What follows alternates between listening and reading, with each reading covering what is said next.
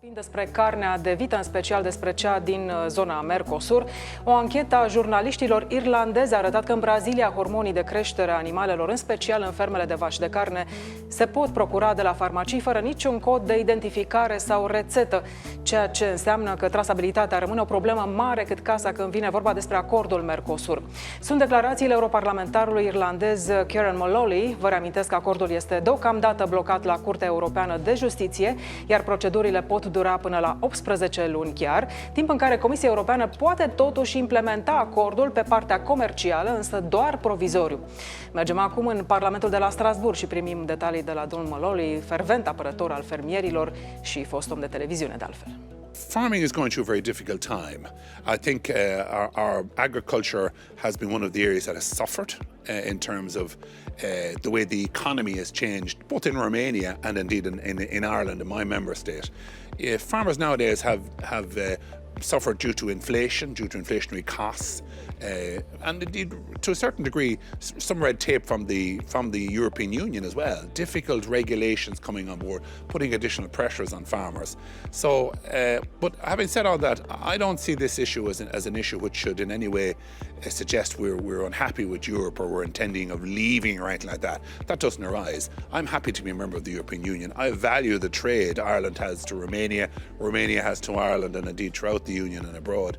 So I think this is an opportunity for the Commission and the Parliament to look at the new setting of agriculture in 2026. It's a different world we're trading. Yeah, it's a different world we're trading in. So farming is producing important food for the world. And I think all of us in this building must be conscious of the fact that food security was never more important. We have seen it in historical events in recent times where our food security has been threatened or indeed cut off in some parts of Europe. So I feel we must take this opportunity to double down and support agriculture going forward. The next CAP now is very, very, very important, almost as important as the actual Mercosur trade deal. So last night and during the week we had an opportunity to speak to commissioners, and we're getting back to a point where the allocation in the budgets next year will be getting closer to where the budget was in the previous MFF.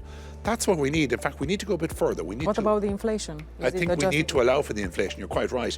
When you look at the, if you were to add inflation to the requirement, you'd probably be looking for about 460 billion in the next CAP. Instead, we're still struggling around 400 or just under 400. So I'm asking the Commission to look at that area. And I think we've got to make tough decisions on this. We've got to be very clear. There will be an opportunity for member states to make a contribution to their own envelope. But I think Europe also has to be conscious of what farmers on the ground in Romania need and in Ireland need. They need investment in regeneration, young farmers getting in. So it's a question of getting our priorities in place, but above all, putting food security at the top of the agenda. In a difficult time in Europe, I think it's very important. This European Commission put the agriculture strategy and food security on the agenda, on the top of the agenda? I think what happened there? I think they set out at the start of this process, when the commissioners came into us, they came into my office and looking for the votes last year. I think they set out in that process. I think historic events in the intervening period, particularly in the area of defence, have changed things dramatically.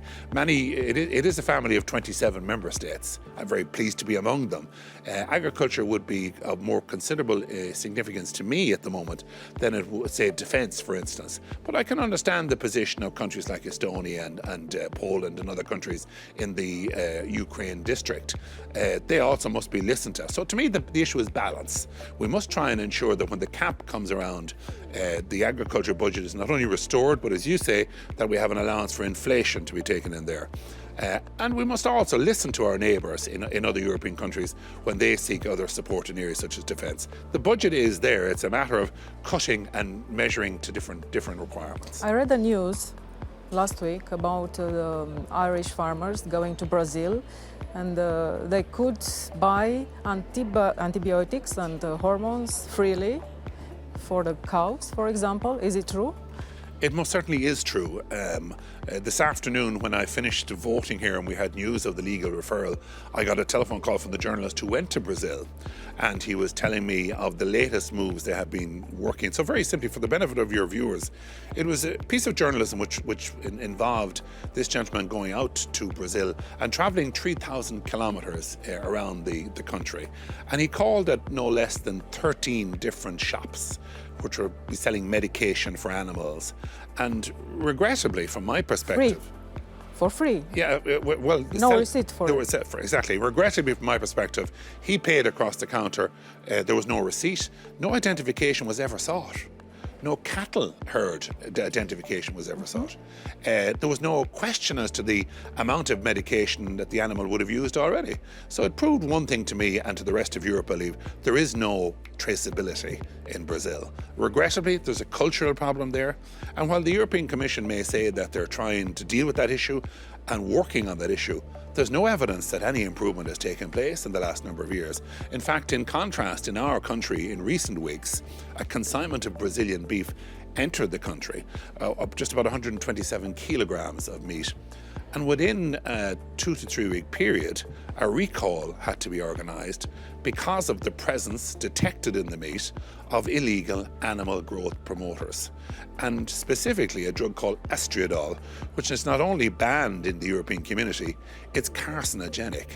Now, at the end of the day, consumers in Ireland actually ate that meat. It's too late for that recall. So therefore the recall process failed. The audit system failed because the consumer ate the meat. And regrettably, it was carcinogenic. So this is a highly serious issue, really, really serious issue. And I think over the coming weeks and months now, as we have some time to speak to our colleagues in the European Parliament, we will focus more so on that issue. And we'll be asking tougher questions with regard to the origin of Brazilian meat. How do you think the next steps will be on the European Court of Justice?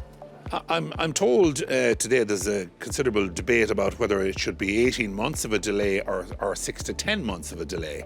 It's been suggested that this can be done in a shorter period. I think the important thing is that we have a thorough and a very detailed examination of the trade deal. At the end of the day, it's human rights that are at stake here. In Romania and in Ireland, many people have voted in treaties over the course of the last 10 to 15 years.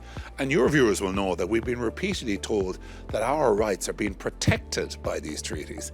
The rights of our countries are being protected by these treaties. So to me, it's essential we don't have any shortcuts on this. There shouldn't be any haste involved, but we have to examine each and every provision of the trade agreement. And just one word of caution.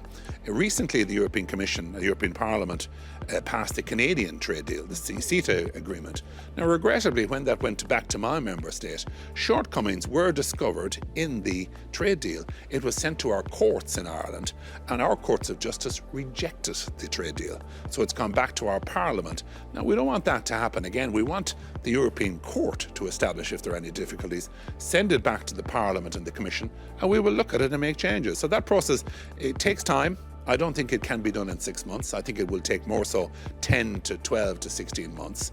And I say to the Parliament, there's no difficulty with the delay because we have work to do. We have got to work on the issues of the safeguards, the so-called safeguards which were mentioned in terms of protecting consumers. I think there's a question mark over them today as well. Last night I looked at the Uruguayan minister referring to the trade deal when he said that the trade deal was separate to the safeguards and that his country would not be concerned with the safeguards.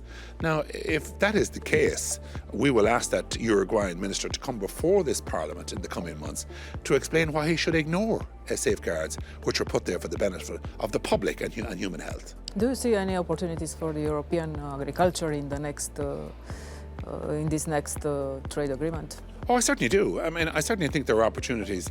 If the key issue here is to have an equal playing field. I think it's as it stands through the use of antibiotics and illegal growth promoters, farmers in the Mercosur countries, particularly Brazil, have an unfair advantage. They can produce an animal for consumption and for processing at a cheaper cost. Therefore, they will sell it into Europe at a cheaper cost and probably some of the finer cuts as well. So I think the opportunity for farmers in Europe is to ensure we have a balanced situation and that the rules which apply with regard to testing, audit and traceability in Romania and in Ireland will now have to apply in Brazil before the meat even leaves the country. I think there's a cultural issue there they're going to have to deal with. They're going to have to speak to farmers like the farmers we heard from the journalist are in those shops around the country buying drugs without traceability measures in place. That has to change or this cannot go ahead.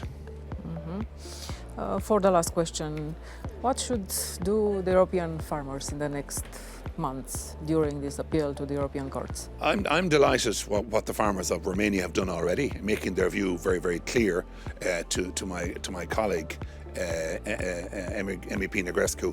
We vote together on this today. We both voted that there should be legal, and we're listening to the farmers. We're both kind of aware of that. I think in the intervening period they must double up on their standards. They must insist that the standards they follow are followed throughout Europe. I also feel in some member states we're going to see some more public protest.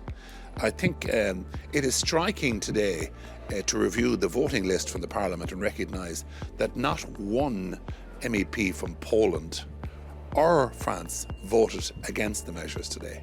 Not one. That is an incredible performance by the MEPs in that country. And having spoken to MEPs in my group from France and from Poland, it's very clear that they're heavily influenced by the farmers' protest. They understand the farmers' situation and they understand what's at stake here. And they vote accordingly. They vote in the interest of farmers, but they also vote in the interest of public health.